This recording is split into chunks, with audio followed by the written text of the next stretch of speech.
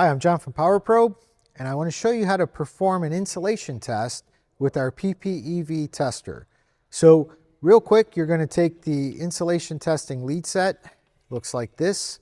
We actually have the long red lead, the black lead, have the little button for the remote lead set. It has the block that plugs into your unit. Notice at the bottom of your unit, the jacks are red, black, red, red. We want to make sure that we plug this in correctly. So we'll go ahead and put it in. We're going to flip the meter over to the far right position, which is resistance, the insulation testing resistance scale. And as soon as you turn it on, the top box is going to be highlighted. We want to make sure that this is set. This has a couple different settings. We have 50 volts, 100 volts, 250 volts, 500 volts, or 1,000 volts. The rule of thumb is to always select the next higher voltage scale than what the car has.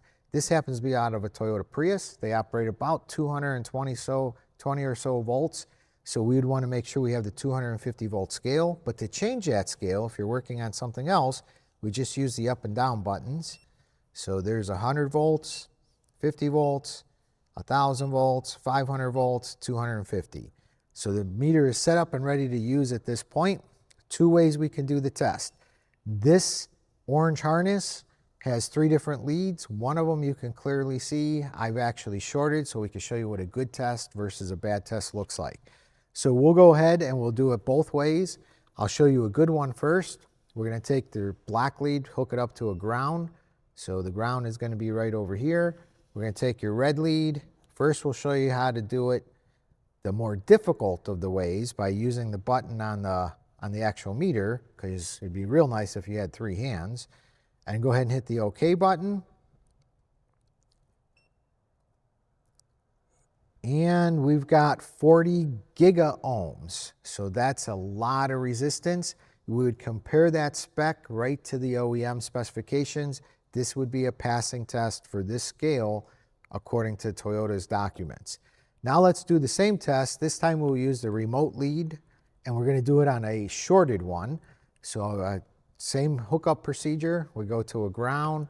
We're going to go to the shorted harness here. And I'm going to push the red button on my lead.